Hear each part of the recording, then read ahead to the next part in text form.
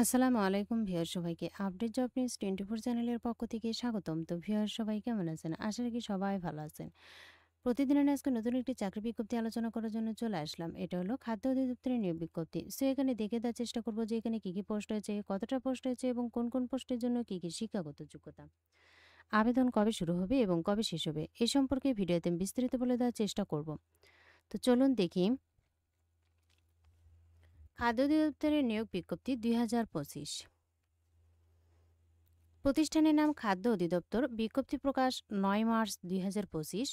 প্রকাশের সূত্র অফিসিয়াল ওয়েবসাইটে কিন্তু এটা প্রকাশ হয়েছে। পদের সংখ্যা 25টি, শূন্য পদের সংখ্যা 1791টি। আবেদন করার মাধ্যম অনলাইনে। আবেদন শুরুর তারিখ 8 এপ্রিল 2025, শেষ সময় কিন্তু 7 মে।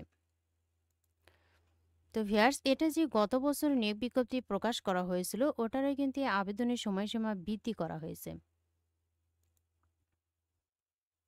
পদের নাম উপখাদ্য পরিদর্শক নেওয়া হবে 429, 60 লিপিকার কাম কম্পিউটার অপারেটর 5 জন, 60 মুদ্রাকরী কাম কম্পিউটার অপারেটর 13 জন, উচ্চমান সহকারী 25 জন, অডিটর নেওয়া হবে 8 জন, হিসাবরক্ষক কাম কেশিয়ার নেওয়া হবে 3 জন, ল্যাবরেটরি টেকনিশিয়ান নেওয়া হবে 7 জন, মেকানিক্যাল ফোরম্যান নেওয়া হবে 3 জন, ইলেকট্রিক্যাল ফোরম্যান 3 জন, সহকারী উপখাদ্য পরিদর্শক 317 জন।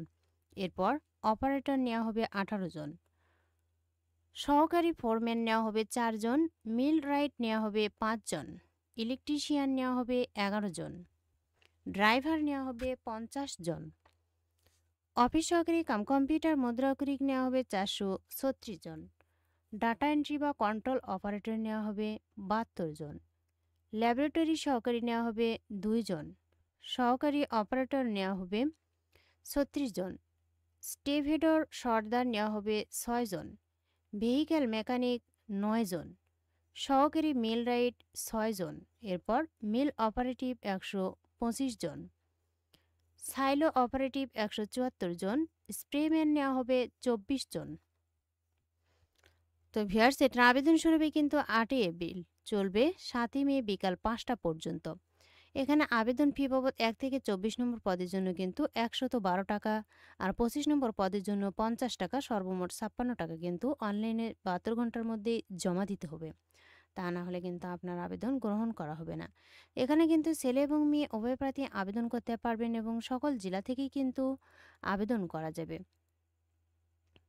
আর এই আবেদনের সময়সীমা কিন্তু আবারও বৃদ্ধি করা হয়েছে। এটা গত বছরের আবেদনের যে বিজ্ঞপ্তি দেওয়া হয়েছিল ওই বিজ্ঞপ্তির আলোকে কিন্তু এটা প্রকাশ করা হয়েছে। যারা আবেদন করতে ইচ্ছুক আবেদনটা করে ফেলুন। ভিডিওটি ভালো লাগলে অবশ্যই লাইক, কমেন্ট এবং শেয়ার করবেন। আর নতুন নতুন ভিডিও পেতে চ্যানেলটিতে অবশ্যই সাবস্ক্রাইব করে সাথেই থাকবেন।